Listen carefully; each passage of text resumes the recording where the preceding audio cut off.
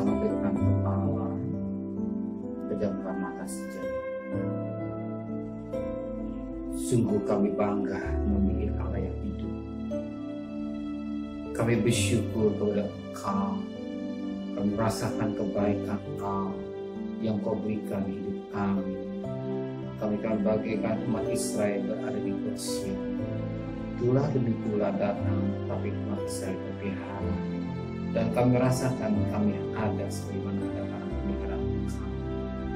Dan sebelum kami adalah atas lain, kami akan mesbah keluarga, mesbah kita. Kami boleh naikkan pujian, penyembahan. Kami boleh naikkan juga doa sama. Tapi kami rindu firman Roh Kudus merapi hamba-Mu, merapi kami. Terima kasih Tuhan. Shalom pagi. Mari sama-sama kita membaca Zakaria pasal 8 ayat pertama sampai ayat yang ke-23. Zakaria pasal 8 ayat pertama sampai 23. Keselamatan bagi Israel. Datanglah firman Tuhan semesta alam bunyinya. Begini firman Tuhan semesta alam, aku berusaha untuk Sion dengan kegiatan yang besar dan dengan kehangatan amarah yang besar. Begini firman Tuhan, aku akan kembali ke Sion dan akan diam di tengah-tengah Yerusalem. Yerusalem akan disebut kota setia dan gunung Tuhan semesta alam akan disebut gunung kudus. Begini firman Tuhan semesta alam. Akan ada lagi kakek-kakek dan nenek-nenek duduk di jalan-jalan Yerusalem, masing-masing memegang tongkat karena lanjut usianya, dan jalan-jalan kota itu akan penuh dengan anak laki-laki dan anak perempuan yang bermain-main di situ. Begini firman Tuhan semesta alam, kalau pada waktu itu sisa-sisa bangsa ini menganggap hal itu ajaib, apakah aku akan menganggapnya ajaib? Demikianlah firman Tuhan semesta alam. Begini firman Tuhan semesta alam, sesungguhnya aku menyelamatkan umatku dari tempat terbitnya matahari sampai ke tempat terbenamnya. Dan aku akan membawa mereka pulang supaya mereka diam di tengah-tengah Yerusalem. Maka mereka akan menjadi umatku dan aku akan menjadi Allah mereka dalam kesetiaan dan kebenaran. Begini firman Tuhan semesta alam, kuatkanlah hatimu hai orang-orang yang selama ini telah mendengar firman ini, yang diucapkan pada Nabi sejak dasar rumah Tuhan semesta alam letakkan untuk mendirikan bait suci itu. Sebab sebelum waktu itu tidak ada rezeki bagi manusia, juga tidak bagi binatang. Dan karena musuh tidak ada keamanan bagi orang yang keluar dan bagi orang yang masuk. Lagi pula aku membuat manusia sebuah bertengkar. Tapi sekarang aku tidak lagi seperti waktu dahulu terhadap sisa-sisa bangsa ini. Demikian firman Tuhan semesta alam.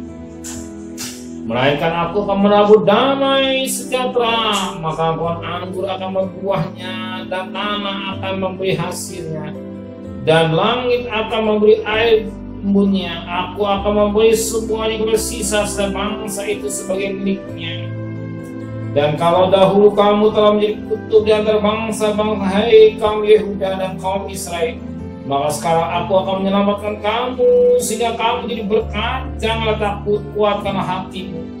Sebab begini firman Tuhan semesta alam, kalau dahulu aku telah bermaksud mendatangkan malapetaka kamu, ketika nenek moyang membuat aku murka dan aku tidak menyesal, firman Tuhan semesta alam, maka pada waktu ini aku kembali bermaksud berbuat baik kepada Yerusalem dan kepada kaum Yehuda. Janganlah takut.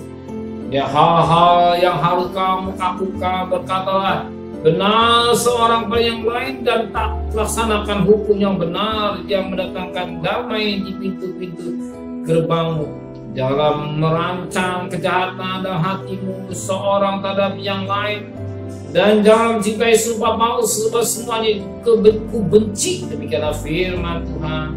Dan adalah firman Tuhan semesta alam kepada aku bunyinya, beginilah firman Tuhan semesta alam, waktu puasa dalam bulan yang keempat, dalam bulan yang kelima, dalam bulan yang ketujuh, dalam bulan yang ke-10 akan menjadi kegirangan dan sukacita dan menjadi waktu perayaan yang mengembirakan bagi kaum Yehuda. Maka cintai kebenaran dan damai. Begini firman Tuhan semesta alam. Masih akan datang lagi bangsa-bangsa dan berbanyak kota. Dari kota yang satu akan pergi penduduk kota yang lain mengatakan, marilah kita pergi untuk menekan hati Tuhan dan mencari Tuhan semesta alam.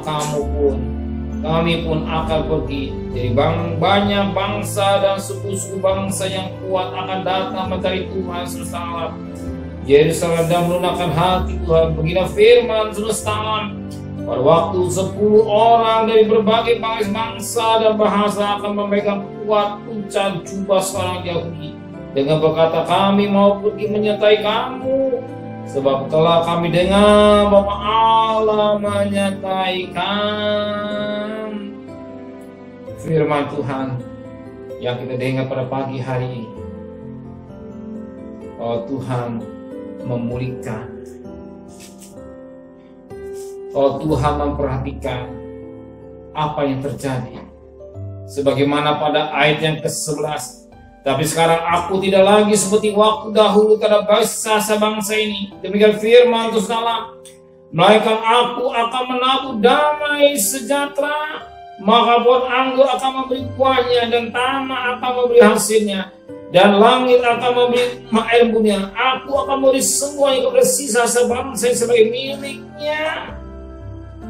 Dan kamu dahulu, kamu telah menjadi kutuk di antara bangsa-bangsa, hai kaum Yehuda dan kaum Israel. Maka sekarang aku akan menyelamatkan kamu seperti kamu menjadi berkat. Janganlah takut, kuatkan hatimu. Di mana firman Tuhan mengingatkan kembali, oh Tuhan memulihkan sisa-sisa bangsa Israel.